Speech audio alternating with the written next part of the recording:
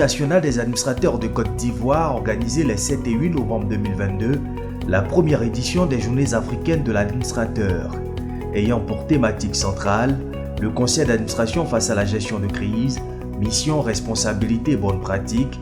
Cet événement qui s'est tenu à la salle des fêtes du Sofitel Hôtel Ivoire a permis aux administrateurs d'échanger et de partager les bonnes pratiques en matière de gouvernance d'entreprise. Cette rencontre inédite fait d'Abidjan et 2 jours durant la capitale de la gouvernance d'entreprise.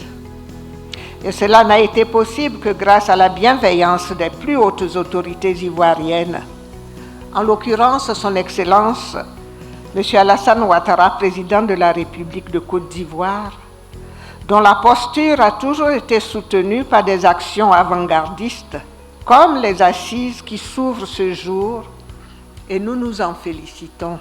Oui, dans un monde qui évolue de choc en choc, de crise en crise, des qualités complémentaires sont attendues des administrateurs de société et des performances renforcées sont escomptées des systèmes de suivi et de supervision des entreprises, en particulier quand il s'agit de celles de la sphère publique. En Côte d'Ivoire, en partenariat avec l'INATSI, des efforts importants ont été déployés à cet égard.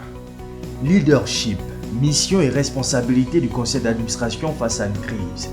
Leadership du président du conseil d'administration, retour d'expérience. Organisation de la gestion d'une crise, bonne pratique. Savoir négocier en période de crise. Comment préparer les conseils d'administration aux crises sont entre autres sujets qui ont été au cœur des échanges durant ces 2 jours de travaux. La gouvernance concerne bien le conseil d'administration et son président.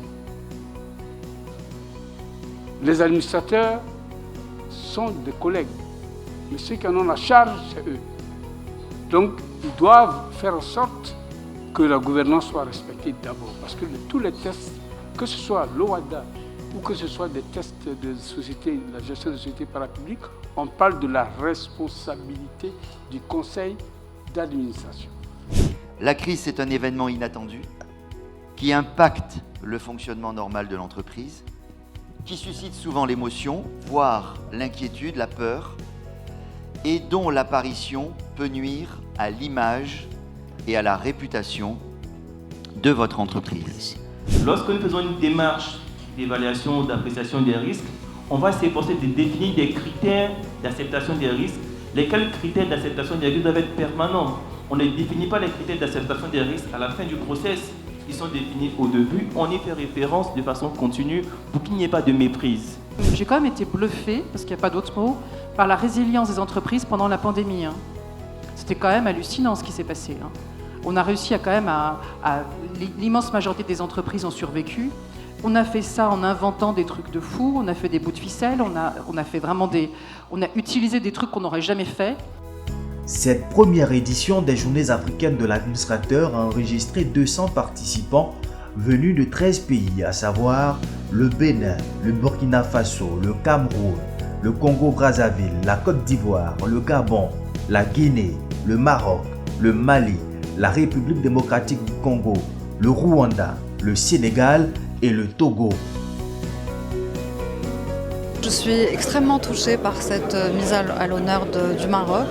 Et en fait, ça prouve tout simplement la solidité de notre partenariat avec l'INATSI, un partenariat qui date déjà de 2015 et nous avons déjà parcouru une longue route ensemble avec 2 certificats pour la zone UEMOA, un certificat pour les administrateurs des entreprises publiques, a certifié près de 300 administrateurs de l'État ivoirien. Et ces 2 journées sont une réussite. Je félicite vraiment l'INATSI. Ils ont réussi à fédérer la plupart des instituts d'administrateurs de l'Afrique francophone. C'est une immense réalisation. Au terme des 2 jours de travaux, des attestations de participation ont été remises aux différents administrateurs. Et pour les premiers responsables de l'Institut national des administrateurs de Côte d'Ivoire, principal initiateur de l'événement, le bilan est satisfaisant. La qualité de l'assistance nous a montré que le sujet était d'actualité, le sujet était pertinent. Donc de ce point de vue, on peut considérer que la mission est accomplie.